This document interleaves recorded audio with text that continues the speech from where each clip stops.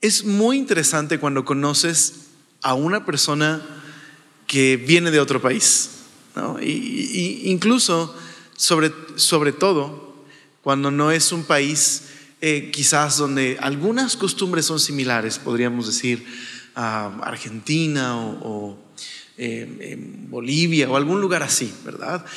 Cuando hablamos de un país como Turquía o China o Japón y convives con una persona de otra cultura, ¿no? Y te das cuenta que hace las cosas muy diferente y que quizás hay puntos que pueden tener en común, pero vive de una manera distinta, valora cosas diferentes, tiene una serie de reglas diferentes, y la razón es porque proviene de otra cultura, donde, digámoslo así, están gobernados bajo otra clase de rey, ¿verdad? Y tienen ideales diferentes. Y es simplemente a nivel cultural, eso es muy interesante. Bueno, ¿sabes? En la Biblia encontramos que los cristianos eran una minoría dentro de una cultura muy diferente a la de ellos. Y encontramos que hay un choque entre los cristianos y su cultura, porque ellos estaban gobernados bajo un rey diferente y sus valores, sus ideales son diferentes. Y vamos a aprender en la carta que hoy comenzaremos, en Primera de Pedro, que los cristianos siempre fueron una minoría en su cultura y fueron perseguidos muchas veces precisamente porque sus valores eran diferentes, eran malentendidos, y eran perseguidos porque había una oposición por los valores de este mundo contra los valores cristianos. Ahora, Primera de Pedro es una carta en la que Pedro explica que la razón por la que muchas veces los cristianos encontramos hostilidad en el mundo es precisamente porque la Biblia nos llama extranjeros. Somos peregrinos y extranjeros en este mundo. O como dijo Jesús, estamos en el mundo, pero no somos más del mundo. Somos gobernados bajo el Rey Jesús. Nuestros valores son diferentes. Y muchas veces no solo somos malentendidos, sino somos perseguidos precisamente por esa razón. Y Pedro es una carta que da esperanza, consuelo y un llamado a obedecer a Jesús en medio precisamente de vivir en una cultura hostil muchas veces al Evangelio. Nos vamos a dar cuenta en el día de hoy, en la introducción, que como cristianos va a haber dos caminos que va a ser una tentación a tomar. Un camino es el camino de acomodarnos a nuestra cultura, ¿no? Por no querer ser perseguidos, por no querer enfrentar hostilidad, vamos a sentir la tentación de acomodarnos a los valores de esta cultura. Por otro lado, vamos a sentir también la tentación de ser rebeldes y revoltosos hacia la cultura. Pero Pedro nos hace un llamado más bien ni a acomodarnos, ni a rebelarnos, sino más bien a ser leales a Jesús en medio de nuestra cultura. Entonces, Primera de Pedro, una carta a cristianos sufriendo hostilidad por el hecho de que son cristianos, y que Pedro les anima recordándoles: ustedes son extranjeros, pero tienen una nueva identidad en Jesús, son parte de una nueva familia, y el Rey Jesús que resucitó volverá y hará nuevas todas las cosas. Entonces, qué bella carta que nos puede animar a ser fieles a Jesús y a darnos cuenta qué camino estás tomando: el de acomodarte, el de simplemente ser cínico y revoltoso, o el camino de obedecer a Jesús. ¿Te parece si oramos? Señor, gracias por lo que hoy quieres hablarnos a través de esta nueva carta que iniciaremos, Señor. Por favor, háblanos, transfórmanos y llénanos con tu Espíritu. Te lo rogamos en el nombre de Jesús. Amén. Ok, acompáñame a Primera de Pedro.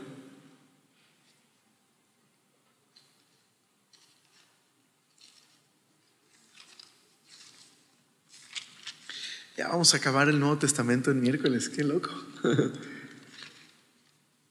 Ya nos queda poco.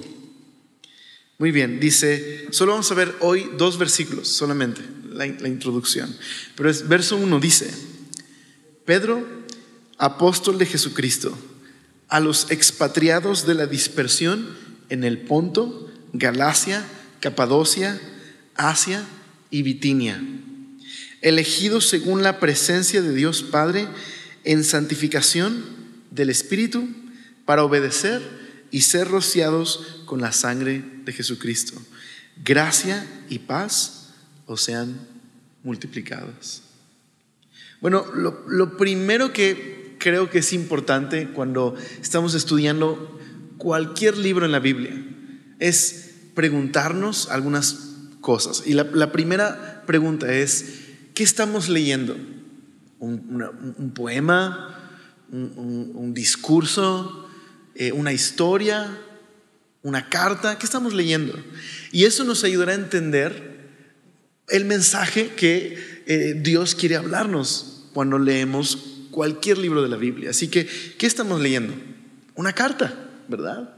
Y como carta tiene el formato de las cartas que había en el mundo antiguo. Se presenta el autor de la carta, que no siempre es quien la escribe, porque muchas veces en el mundo antiguo estaba quien es el que dicta la carta y quien escribe la carta. En este caso, Pedro es el autor de la carta por mano de Silvano, un hermano en la fe que ayudó a Pedro, ¿no? Muchas de las cartas de Pablo son así. Pablo dicta la carta y a veces Silas o Timoteo son quienes están redactando la carta, ¿no? Hay partes en las que Pablo dice: esta parte la escribí yo de mi propia mano, ¿no? Entonces era algo muy común en el mundo antiguo que se dictaran las cartas y hubiera un escribano que las transcribiera, ¿okay? Entonces tenemos a Pedro, es el autor, y tenemos el típico saludo que encontramos en el Nuevo Testamento, donde Pedro o Pablo unen el saludo griego, charis o gracia, con el saludo judío, shalom, ¿no? Que llevan 2 conceptos muy importantes, cristianos, ¿no? 2 saludos que han sido cristianizados, ¿no? Shalom y charis, o gracia y paz, ¿no? Eso es lo que encontramos cuando tenemos una relación con Dios. Hemos encontrado la bondad, la gracia de Dios y hemos recibido la paz de Jesús. Tenemos paz con Dios, tenemos su bendición, su gracia, su bondad en nuestra vida. Y así dice: gracia y paz sean multiplicadas. Pero también nos dice a quién escribe esta carta. Nos dice a los expatriados de la dispersión, cristianos, una serie de iglesias de cristianos que hay en una región en el mundo antiguo llamada Asia Menor, que en la modernidad sería Turquía. Si tú ves a Turquía en el mapa, esa región en la antigüedad era la provincia romana de Asia Menor. Y ahí es donde vienen todas estas iglesias, en Capadocia, en Asia, en Bitinia, en Galacia, en el Ponto. Son varias iglesias en varias regiones de esa zona. ¿Y desde dónde escribe Pedro? Bueno, al final de la carta, mira, acompáñame, en el capítulo 5,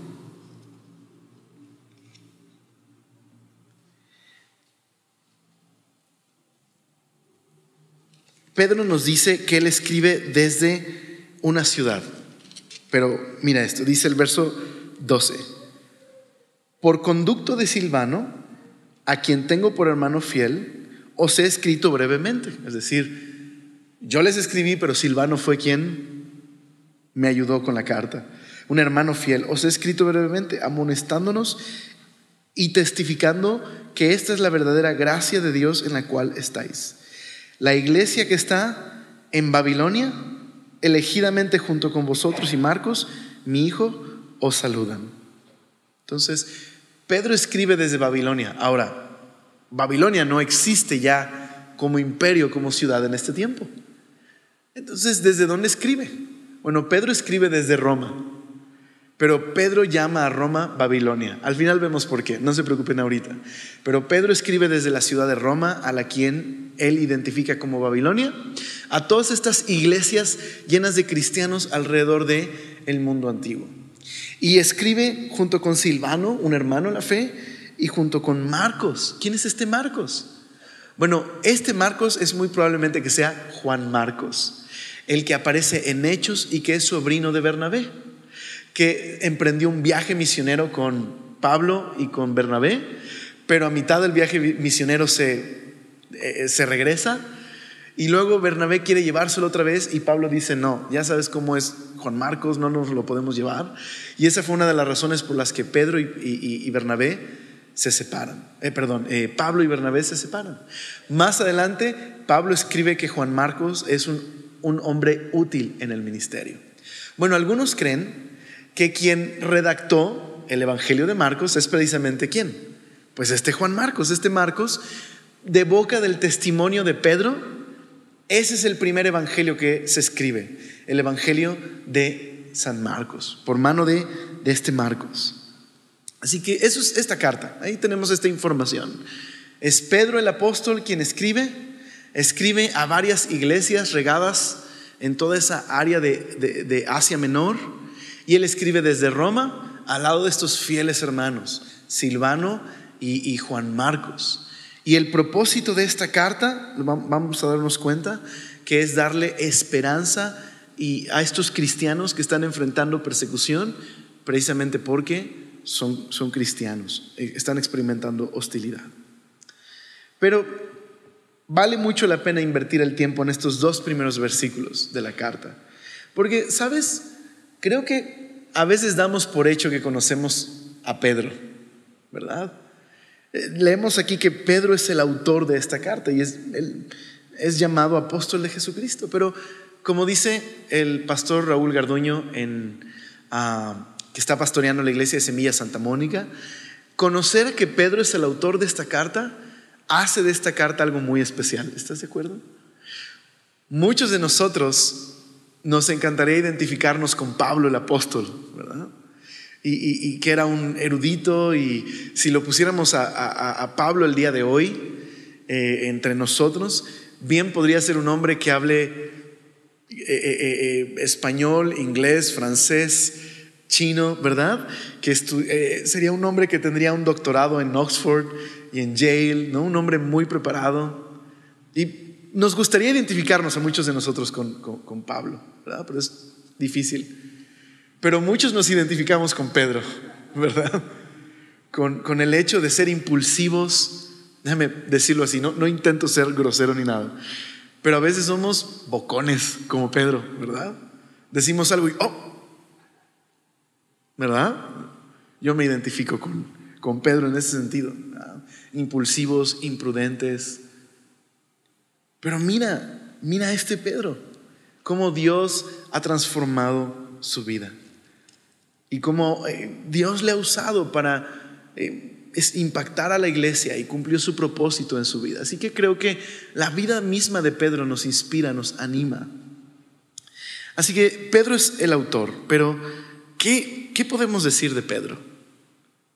Bueno, ya sea que lo conozcas por los evangelios o por las películas, las películas que a veces retratan a Pedro de cierta manera.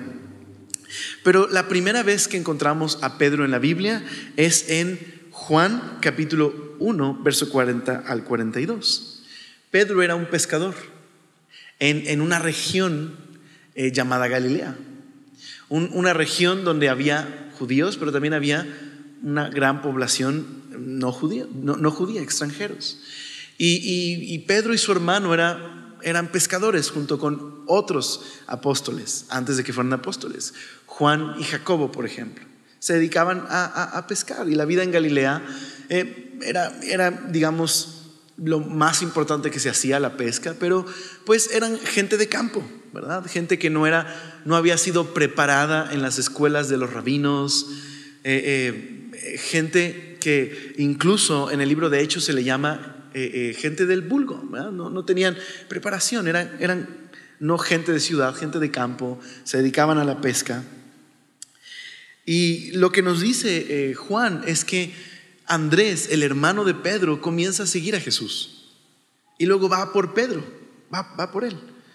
Así que ¿quieres acompañarme ahí? ¿Por qué no vamos rápido ahí a Juan capítulo 1, verso 40?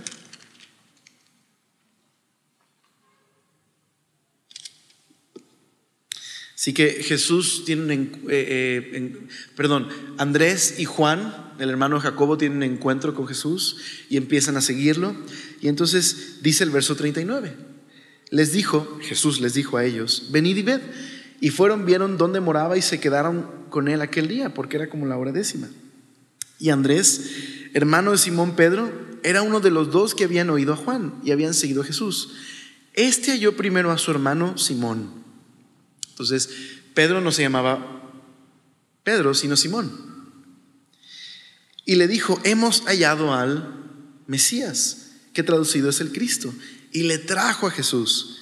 Y mirándole Jesús dijo: tú eres Simón, hijo de Jonás. Tú serás llamado Cefas, que quiere decir Pedro. Así que Andrés lleva a su hermano con Jesús, y antes de que siquiera Andrés lo presente, Jesús le dice a Pedro: yo sé quién eres, te conozco, ¿verdad? Y mirándolo le dijo: tú eres Simón, pero serás llamado Pedro. Implica que Jesús no solamente conoce el nombre de Pedro, sino que conoce quién es Pedro, conoce su carácter, conoce de lo que es capaz para lo malo, ¿verdad? Pero también conoce lo que el Señor puede hacer con Pedro, a pesar de Pedro. Y por eso le dice: tú eres Simón, pero vas a ser llamado Cefas, o Kefas en arameo. Va a ser llamado Cefas. Así que el nombre original de Pedro es Simón, su sobrenombre es Cefas, que es en arameo, y que luego se tradujo al griego como Petros, que significa piedra o piedra pequeña. Y ahí comienza la historia de Pedro con el Señor. Comienza algunas interacciones entre los discípulos y Jesús. Pero llega un momento clave en la vida de Pedro. Pedro sigue haciendo lo suyo, sigue trabajando en la pesca, hasta un momento especial en donde el maestro le pide algo a los discípulos. El maestro está enseñando a las orillas del mar, la multitud está ahí, y enseña desde la barca a la multitud. Pero hay un momento especial con los discípulos. Acompáñame a Lucas capítulo 5.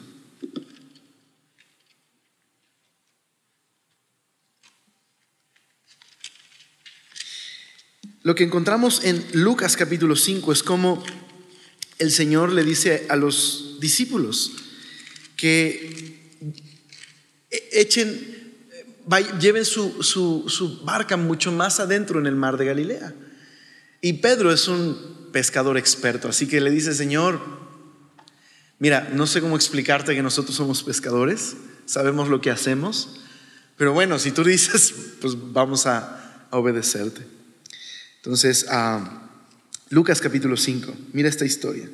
Dice el verso número 1: aconteció que estando Jesús junto al lago de Genesaret, el gentío se agolpaba sobre él para oír la palabra de Dios. Y vio 2 barcas que estaban cerca de la orilla del lago, y los pescadores, habiendo descendido de ellas, lavaban sus redes.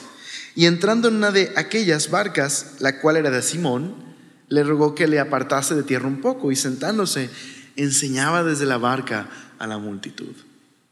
Cuando terminó de hablar, dijo a Simón: boga mar adentro y echad vuestras redes para pescar. Respondiendo Simón le dijo: Maestro, toda la noche hemos estado trabajando y nada hemos pescado, mas en tu palabra echaré la red, ¿no? Entonces te imaginas a Pedro: Señor, sabemos lo que hacemos, pero bueno, vamos a hacer lo que nos pides. Y habiéndolo hecho, encerraron gran cantidad de peces y su red se rompía. Entonces hicieron señas a los otros compañeros que estaban en la otra barca para que viniesen a ayudarles, y vinieron y llenaron ambas barcas de tal manera que se hundían. Viendo esto, Simón Pedro. Ahora toma nota de esto, que Pedro ya ha tenido interacciones con Jesús, ya ha escuchado a Jesús enseñar, lo ha visto hacer milagros. Pero este acontecimiento en particular fue un parteaguas en la vida de Pedro. Pedro vio algo sobre Jesús que no había entendido antes. a través de este milagro. Mira, dice el verso 8, viendo esto, Simón Pedro cayó de rodillas ante Jesús, diciendo: apártate de mí, Señor, porque soy hombre pecador. Porque por la pesca que habían hecho, el temor se había apoderado de él y de todos los que estaban con él, y asimismo de Jacobo y de Juan, hijos de Zebedeos, que eran compañeros de Simón. Digamos que esto hizo que los ojos de Pedro se abrieran un poco más para ver a Jesús. ¿Y qué fue lo que vio? Vio a Jesús, pero también Pedro se vio a sí mismo. Y lo único que pudo decir fue: Señor, soy un hombre pecador. Como diría el pastor Jaime Food, no te convengo. ¿Verdad? Apártate de mí, soy un hombre pecador. ¿Verdad? Qué interesante, porque cuando vemos a Jesús, ¿qué debería provocar ver a Jesús? Pues vernos más como somos realmente nosotros. Ver nuestra necesidad de ser rescatados por Él. Ver nuestra propia condición de pecado. Ver nuestra necesidad de su gracia y su perdón, ¿verdad? Entre más vemos a Jesús con claridad, más nos damos cuenta de los rotos que estamos y de nuestra necesidad de un Salvador. Y eso es lo que Pedro está viendo. Ahora, ¿qué le responde el Señor? Mira esto. Pero Jesús dijo a Simón: no temas, desde ahora serás pescador de hombres. Y cuando trajeron a tierra las barcas, dejándolo todo, le siguieron. Qué increíble pasaje, ¿verdad? Ahora, Pedro va a iniciar una aventura de fe, ¿verdad? Va a conocer al Señor más y más. Y hay varios momentos especiales de Pedro en los evangelios. Él se va a convertir en el líder del grupo de discípulos. Y vamos a ver, por ejemplo, a un Pedro que en momentos su impulso le lleva a responder algo que Dios le ha revelado sobre Jesús. Pero al mismo tiempo, a veces ese mismo impulso nos deja ver a un Pedro que es ignorante y que no conoce lo suficiente a Jesús. Por ejemplo, tenemos esta historia en Mateo 16. Acompáñame. Mateo 16 es un parteaguas, digamos, en la historia de Mateo, en donde Jesús comienza a anunciar a los discípulos que Él va a morir. Y Jesús los lleva a un lugar muy especial, Cesarea de Filipos. Es un lugar donde había mucha idolatría, era como un parteaguas en el camino. Y dice el verso 13 del capítulo 16: viniendo Jesús a la región de Cesarea de Filipo, preguntó a sus discípulos diciendo: ¿quién dicen los hombres que es el Hijo del Hombre? Entonces está en este lugar tan icónico. Hay un culto al emperador romano, hay muchos ídolos, es una encrucijada. ¿Qué dicen los hombres sobre mí? Es la primera pregunta de Jesús. ¿Qué dicen los hombres sobre mí? Y la respuesta es, dice el 14, ellos dijeron: unos Juan el Bautista, otros Elías el profeta, y otros Jeremías o algunos de los profetas. Pero entonces Jesús les lleva a un punto más profundo. Él les dijo: ¿y vosotros quién decís que soy yo? Y mira Pedro, respondiendo Simón Pedro, ¿no? Dijo: tú eres el Cristo, el Hijo del Dios viviente. Cualquiera de nosotros le habría dicho: Simón Pedro, Simón, respuesta correcta, ¿verdad? Pero ok, mal chiste, olvida eso y bórralo de tu memoria.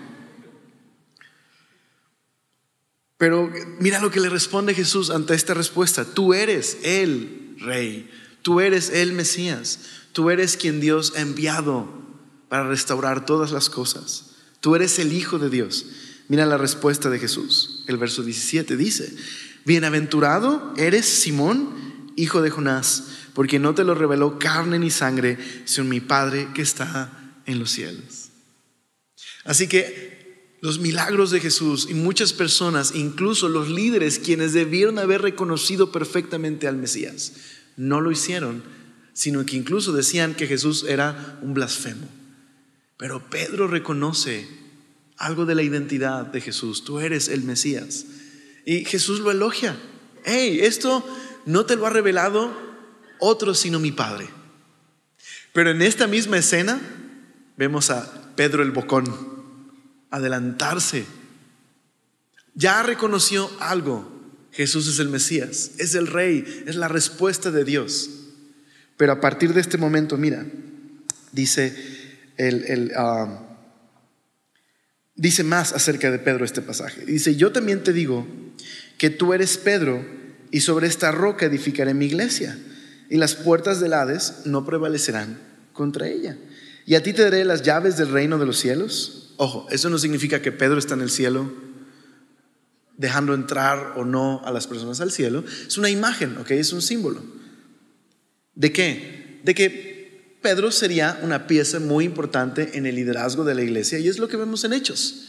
Pedro sería uno de los líderes, y incluso el propio Pablo reconoce a Pedro en la carta a los Gálatas como uno de los pilares de la iglesia. Entonces Pedro es muy importante. Pero esto no está diciendo que Pedro es perfecto. De hecho, en este mismo pasaje vamos a ver a Pedro fallar. Pero tampoco vamos a hacer menos su lugar como líder en la iglesia. Dios le llamó a tener un lugar importante dentro del liderazgo de la iglesia que comenzaría. Así que este pasaje está reconociendo este liderazgo de Pedro. Pero dice el verso 20: entonces mandó a sus discípulos que a nadie dijesen que él era Jesús el Cristo. Dice el 21: desde entonces comenzó Jesús a declarar a sus discípulos que le era necesario ir a Jerusalén y padecer mucho de los ancianos, de los principales sacerdotes y de los escribas, y ser muerto y resucitar al tercer día. Esto causó un shock en los discípulos, porque lo que la gente esperaba, e incluso los discípulos lo que esperaban, era un reino político. Que el Mesías destruyera todos los enemigos de Israel, restaurara a Israel como un reino político y reinara Dios la tierra a través del Mesías. Esa era la imagen del Mesías, un guerrero militar. Pero Jesús les está en este momento diciendo prácticamente que el Mesías, aparentemente esa imagen del Mesías, va a fracasar, entre comillas. La manera en la que el Mesías llegará a ser rey es sacrificándose y muriendo por su pueblo. Entonces esto causa un shock en la mente de los discípulos. Para ellos los Mesías no pueden fracasar, no mueren. Los Mesías destruyen y ganan grandes victorias. Entonces mira lo que le dice Pedro en el verso que viene. Entonces Pedro, tomándolo aparte, comenzó a reconvenirle, diciendo, Señor, ten compasión de ti, en ninguna manera esto te acontezca. Pero él, volviéndose, dijo a Pedro: quítate de delante de mí, Satanás. Hace unos momentos atrás Jesús dijo: hey, vas a ser un líder importante, ¿verdad? Las llaves del cielo y las puertas del Hades no prevalecerán sobre mi iglesia. Y de pronto ahora le dice: Satanás, apártate de mí, ¿verdad? Me eres de tropiezo porque no pones la mira en las cosas de Dios, sino en las cosas de los hombres. Entonces Jesús dijo a sus discípulos: si alguno quiere venir en pos de mí, niéguese a sí mismo y tome su cruz y sígame. ¿A poco no te identificas con Pedro? En momentos vemos como Dios nos habla y nos revela cosas, decimos: wow, Dios me ha mostrado esto. Y en momentos, minutos después, nos vemos dominados por la carne, inspirados por Satanás y no por los propósitos de Dios. Wow, ¿verdad? ¿O qué me dices del momento de la transfiguración? Otro momento clave en la vida de Pedro.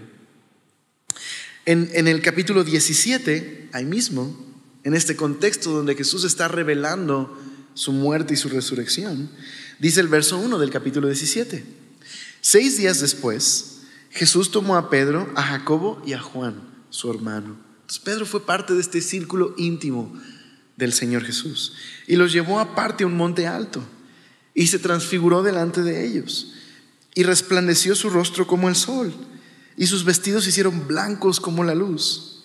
Y aquí aparecieron Moisés y Elías hablando con él. Entonces Dios está haciendo algo impresionante. Está revelando su plan a Pedro, Juan y Jacobo. Está teniendo por un momento una vista de la gloria de Jesús. La imagen de una nube similar al monte Sinaí, donde estaba la nube y la gloria de Dios. Y ahora esa gloria está en Jesús. Esto es lo que Dios les está revelando a Pedro, a Juan y a Jacobo. El glorioso Dios de Israel va a morir por sus enemigos en Jesús. Jesús es este Dios glorioso. La gloria de Dios en Jesús. Eso es lo que están viendo. Pero mira Pedro lo que dice: Señor, bueno es para nosotros que estemos aquí. Si quieres, hagamos aquí 3 enramadas, 3 casas de campaña, una para ti, otra para Moisés y otra para Elías. Ahí está el bocón de Pedro, que está prácticamente comparando a Jesús con Moisés y con Elías. Es como: no, Pedro, no entendiste. Y el Padre le responde en el verso 5: mientras él aún hablaba, una nube de luz los cubrió, y aquí una voz desde la nube que decía: este es mi Hijo amado, en quien tengo complacencia. A él oíd. Entonces, simplemente imagina esto. Pedro está tratando de decir algo bueno, pero es inmaduro y dice algo fuera de lugar, ¿no? Es ese momento donde dirían unos amigos: Pedro y Juan tomaron una canoita, ¿no? Como que les dio pena y ¿no? Pero aún así, mira lo glorioso que Dios le está mostrando a Pedro, a pesar de su inmadurez, su imprudencia. ¿No te identificas con Pedro?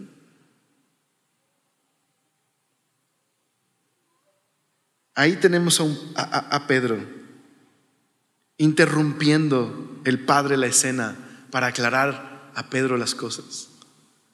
Qué bueno es el Señor. Dios no le dijo: ay, Pedro, no seas baboso, ¿cómo se te ocurre decir eso? ¿Verdad? Dios no hace eso, ¿verdad? En su gracia nos anima, nos fortalece, ¿verdad? A pesar de nuestra inmadurez o nuestra ignorancia, Él es bueno. ¿O qué me dices de la escena cuando Jesús quiere lavar los pies de Pedro y Pedro le está dando órdenes a Jesús? ¿Recuerdas ese pasaje? En Juan 13.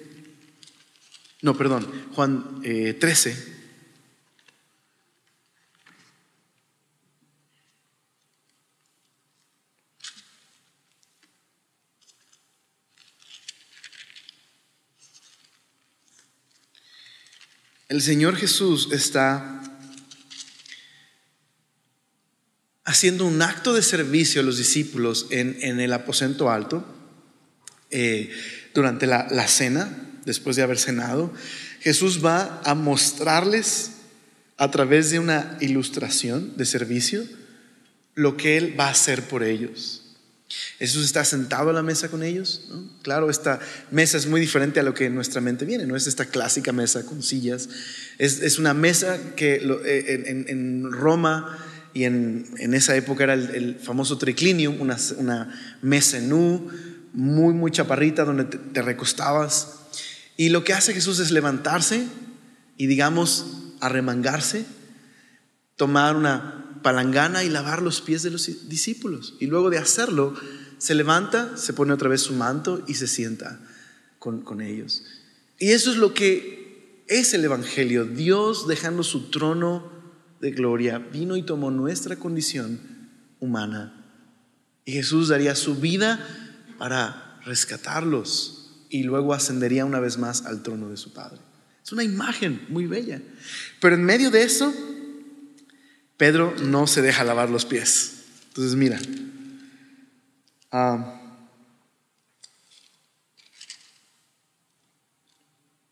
dice el versículo número 5. Dice: luego puso agua en un lebrillo y comenzó a lavar los pies de los discípulos y a enjugarlos con la toalla con que estaba ceñido. Entonces vino a Simón Pedro y Pedro le dijo: Señor, ¿tú me lavas los pies? Respondió Jesús y le dijo: lo que ahora yo hago, tú no lo comprendes ahora, mas lo entenderás después. Pedro le dijo: no me lavarás los pies jamás. Jesús le respondió: si no te lavare, no tendrás parte conmigo. Le dijo Simón Pedro: Señor, no solo mis pies, sino también las manos y la cabeza. Entonces, de alguna manera Pedro tiene que decirle a Jesús qué hacer, ¿no? ¿Te identificas con Pedro? ¿Verdad que nos identificamos con Pedro muchas veces? Diciéndole a Jesús: mira, este plan es mejor. Señor, de esta manera es mejor. No, así no lo hagas. Bueno, si lo vas a hacer, hazlo de esta manera. Y entonces Jesús le da una explicación de por qué es necesario solamente lavar sus manos y sus pies. Pero ahí está Pedro. ¿O qué me dices de las otras historias que podríamos contar? Como su negación. En este mismo pasaje encontramos a Jesús avisándole a los discípulos que hay un traidor entre ellos. Así dice el verso 36 del capítulo 13. Le dijo Simón Pedro: Señor, ¿a dónde vas? Jesús le respondió: a donde yo voy no me puedes seguir ahora, mas me seguirás después. Le dijo Pedro: Señor, ¿por qué no te puedo seguir ahora? Jesús estaba hablando de su momento de partir. Mi vida pondré por ti. Jesús le respondió: ¿tu vida pondrás por mí? De cierto te digo, no cantará el gallo sin que me hayas negado 3 veces. Ahora Jesús está diciendo algo muy profundo a Pedro, pero Pedro no escucha a Jesús, porque lo único que escuchó decir es que les dijo a los discípulos: a donde yo voy ahora no me pueden seguir. Y no escuchó todo el discurso de Jesús. Se quedó con esas palabras y le dijo: ¿cómo que no te puedo seguir ahora? En otros evangelios nos dice que Jesús dijo a los discípulos: se van a escandalizar ustedes de mí y me van a abandonar, porque así está escrito. Y Pedro respondió: Señor, yo no sé de ellos, pero tú puedes contar conmigo. Mi vida voy a dar por ti si es necesario. Incluso en el jardín de Getsemaní estuvo dispuesto a cortarle la oreja a un soldado por defender a Jesús, aunque Jesús no necesitaba ser defendido. Pero en el momento en el que Jesús estaba dando testimonio del Padre, interrogado por las autoridades en un juicio injusto, Pedro afuera también estaba siendo interrogado. Y si bien pudo cortarle la oreja a un soldado, no pudo ante la pregunta de una muchacha: ¿no eres tú de ellos? Suenas con el acento que ellos tienen. ¿Eres un seguidor de Jesús? Seguro. ¿No te identificas con Pedro? ¿Cuántas veces hemos dicho: Señor, tú puedes contar conmigo, no te fallaré esta vez? Claro que no, Señor, ¿cómo lo voy a hacer? Sabes que no te voy a fallar. Y más rápido de lo que canta un gallo, aunque entiendes la metáfora, no hay gallos en la ciudad, ¿verdad? Bueno, por ahí de pronto se escucha uno que otro. Pero más rápido que suena la notificación de tu celular. ¿Verdad? Y de alguna manera hemos fallado en aquello que dijimos al Señor: no fallaremos.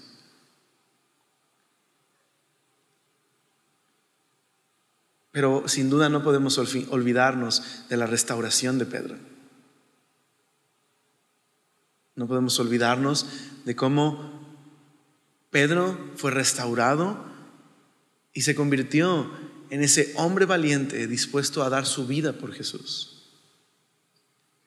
De hecho, nos dice la tradición que Pedro, mientras estaba en Roma, se desató la primera persecución oficial contra los cristianos.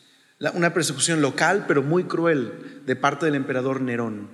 Ya ahora era oficial del Estado, había un edicto para perseguir a los cristianos. Y Pedro, pues, está huyendo de Roma, le recomendaron huir, ¿no? Y mientras salía de la ciudad de Roma, dice la tradición que tuvo una visión en la que vio al Señor Jesús entrar a la ciudad de Roma y en la que le preguntó: Señor, ¿a dónde vas?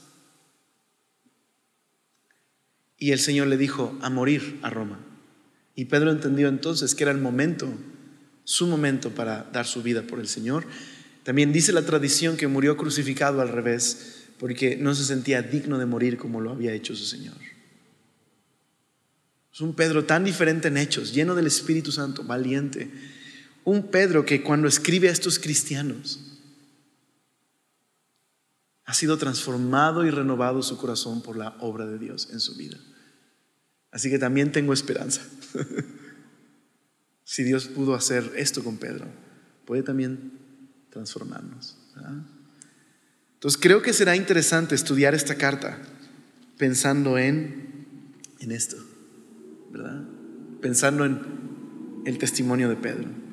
Pero antes de despedirnos esta noche, permíteme regresar a 1 Pedro y terminar con un comentario importante, porque comencé diciéndoles que esta carta es una carta a cristianos que están dispersos por todo el imperio y que Pedro les anima a recordar que son extranjeros en un mundo hostil y que tienen esperanza porque el Señor Jesús ha resucitado. Entonces mira lo que Primera de Pedro dice en este, ¿cómo llama a estos cristianos? Expatriados les llama, exiliados. Primera de Pedro capítulo 1. Dice el verso 1: Pedro, apóstol de Jesucristo, a los expatriados de la dispersión. Y luego en el verso 2, ¿cómo les llama? Primero les llama expatriados. Y luego el verso 2 dice elegidos. ¿Y elegidos cómo? Dice: según la presciencia de Dios el Padre, la santificación del Espíritu, para obedecer y ser rociados por la sangre, número 3, de Jesucristo. ¿Okay? ¿Qué significa esto? Bueno, Pedro está usando las imágenes, las frases que utiliza el Antiguo Testamento para describir al pueblo de Dios. El pueblo de Dios en el Antiguo Testamento es llamado el pueblo elegido de Dios.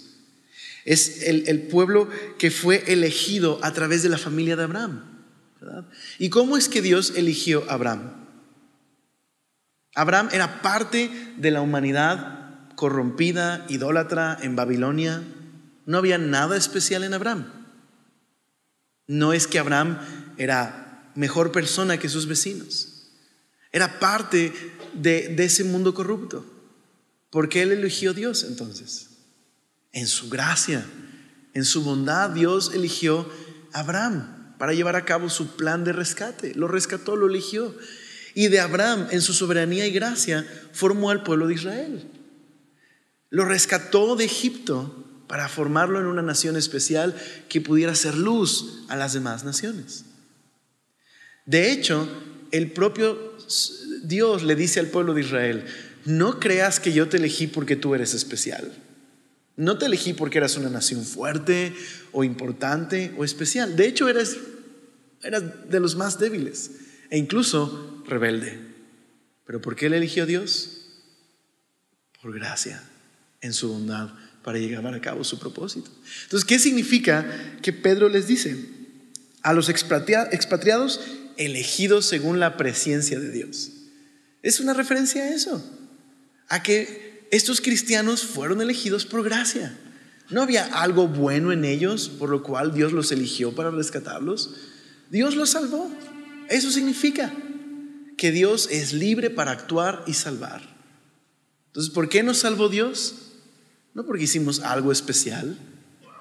No podríamos decir ninguno de nosotros: wow, Señor, híjole, qué buena elección, qué buena elección, te sacaste la lotería conmigo. No, de hecho Dios nos eligió a pesar de nosotros. Y eso es lo que significa simplemente. Ahora, ¿qué es esto de presciencia? Significa previo conocimiento de. Pero en el lenguaje bíblico simplemente describe la soberanía de Dios, que Dios es libre para actuar en su mundo. Eso es lo que describe.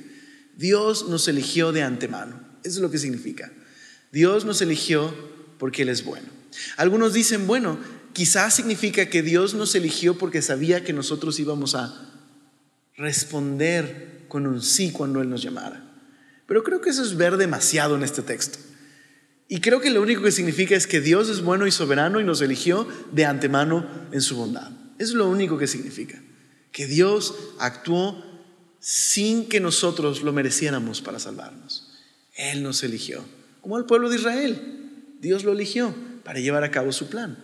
Pero tiene mucho sentido porque más adelante Pedro va a llamar a estos cristianos: ustedes son un pueblo escogido, una nación santa. Así como el pueblo de Israel fue elegido por Dios, rescatado por Dios y por gracia para hacer luz en el mundo, así nosotros hemos sido rescatados para hacer luz en el mundo. Entonces, lo primero es que fueron elegidos por Dios. Número 2, fueron, dice, en santificación del Espíritu. ¿Qué significa? Este también es el lenguaje del Antiguo Testamento.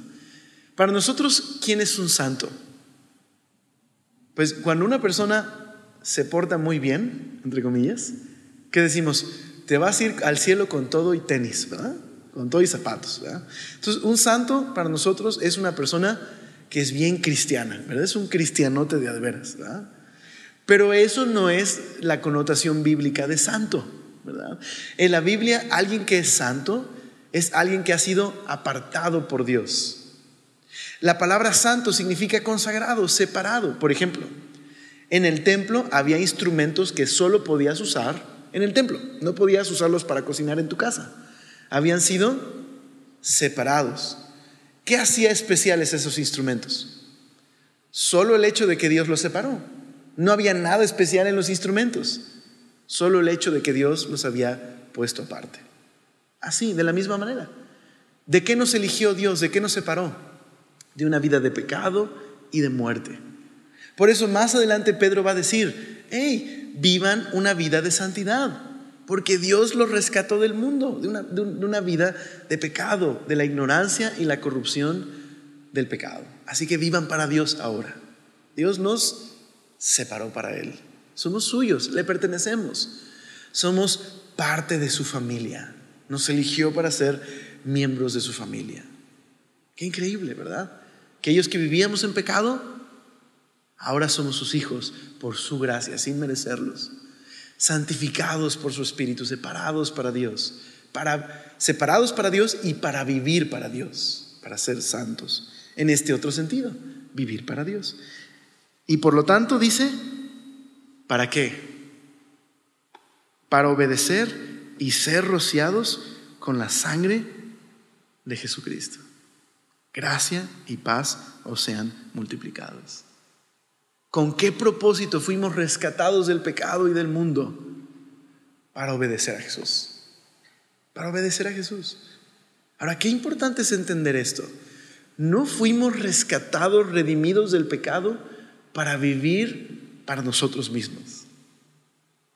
Fuimos rescatados del pecado para obedecer a Jesús y dar testimonio de Él. No solo es este pasaje, es el énfasis de los pasajes que encontramos en el Nuevo Testamento que hablan de ser llamados por Dios. Déjame leerte rápidamente lo que dice, por ejemplo, a Romanos al respecto de esto. Romanos 1:5 dice así del llamado del Evangelio. Dice que por medio de Jesús recibimos la gracia y el apostolado, dice, para la obediencia a la fe en todas las naciones. Es decir, los apóstoles llamados por Dios por medio de Jesús predican a las naciones, obedezcan a Jesús. Ese es el llamado del evangelio. Hey, ven y ponte bajo el reino de Jesús. Entonces, ¿qué significa convertirme en cristiano? Significa venir a los pies del Rey Jesús para obedecerle, ponerme bajo su señorío. Fuimos rescatados para obedecer. Pero qué paradójico, porque éramos esclavos del pecado y ahora somos hechos libres para ser sirvientes de Jesús. Pero lo paradójico es que entre más servimos a Jesús, más verdaderamente libres somos.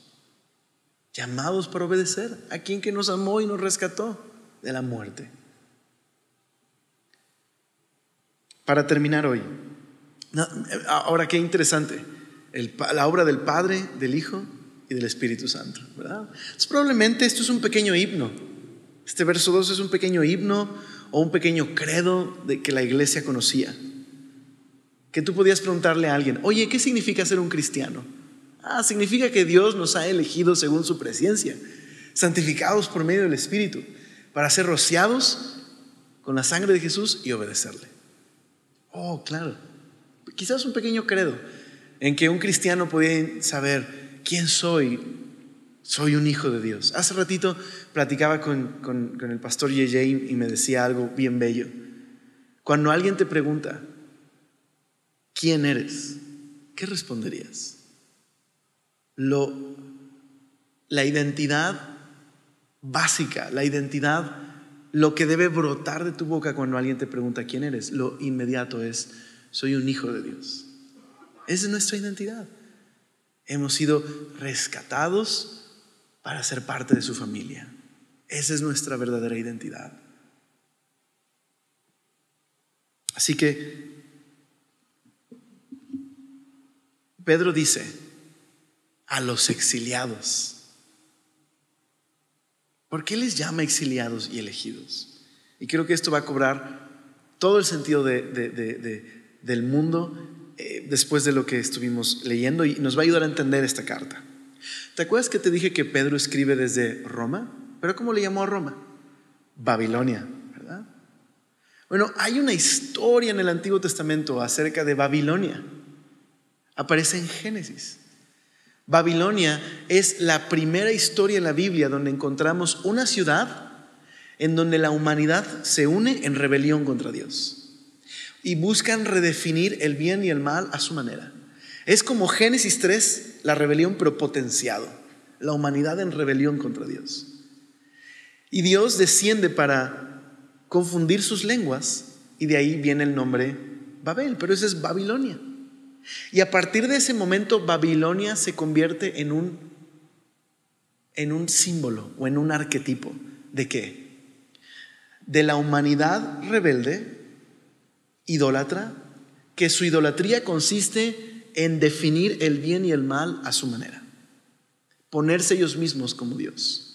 Esa es su idolatría. Entonces, en el Antiguo Testamento, después de que el pueblo de Israel fue desobediente al Señor, Dios permitió que fueran al exilio. ¿A qué lugar? Babilonia. Y los judíos en Babilonia escogieron dos caminos. Un camino fue resistir a Babilonia por la fuerza, resistirla con las armas, rebelarse, y aquellos que eligieron ese camino regularmente encontraron destrucción.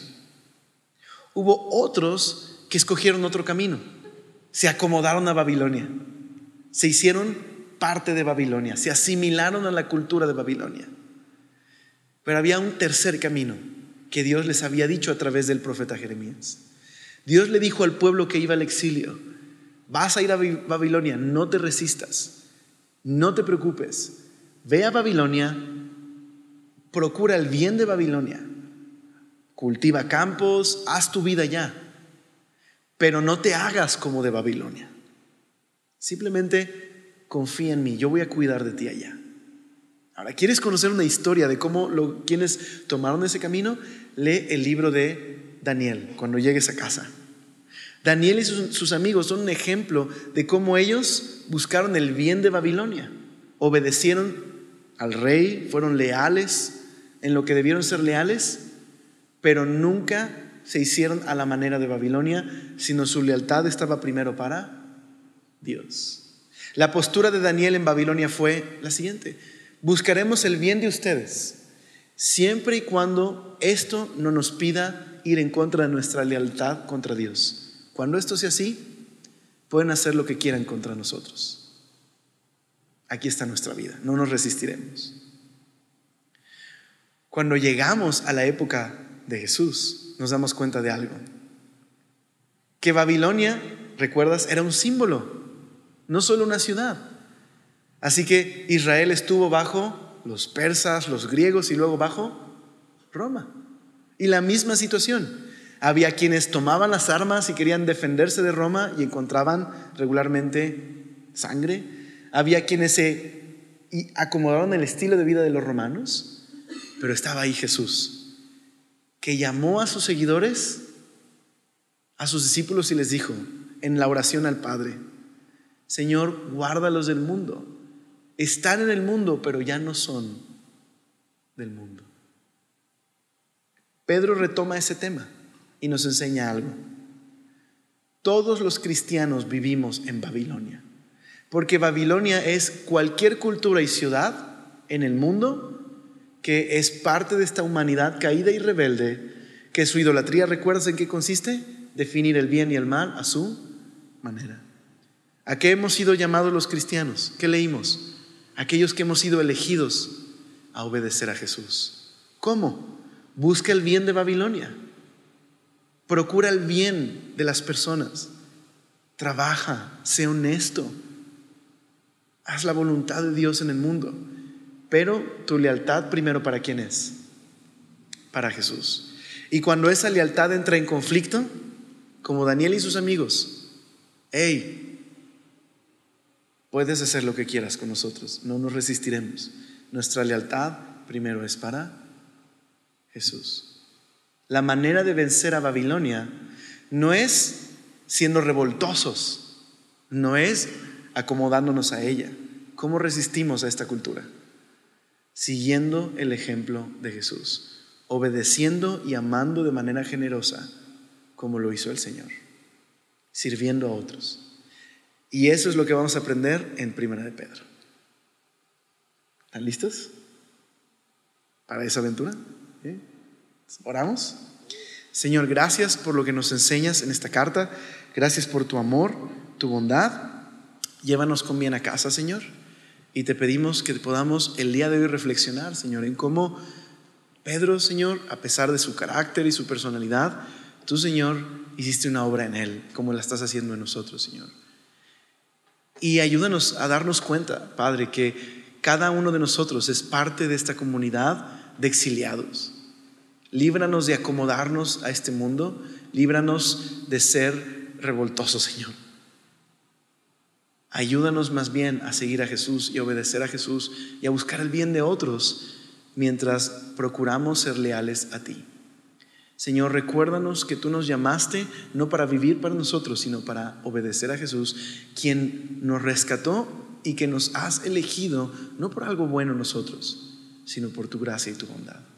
Gracias, Señor, en el nombre de Jesús. Amén.